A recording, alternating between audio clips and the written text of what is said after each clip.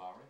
Well, believe it when I see it. It's certainly not the campaign he ran. He ran a campaign, one, based on destroying Mitt Romney and making him radioactive in certain parts of the country, especially Ohio.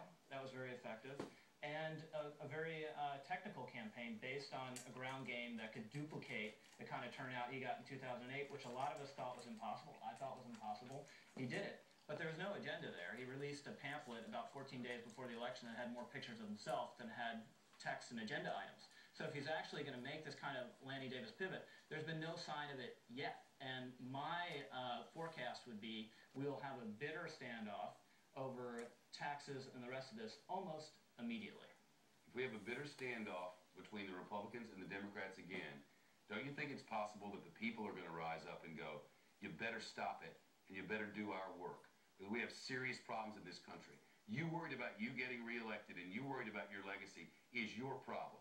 You work for us. We got problems and you have not tried to solve them. You stayed with old petty arguments that are tired and dated and stale and from another century. And they don't belong in America in the 21st. Well, that's not true, Shep. I mean, okay. House Republicans passed a budget that was very far-sighted and very brave on Medicare, and actually had an idea of premium support that originally came from centrist Democrats. It was demagogued and slammed up and down.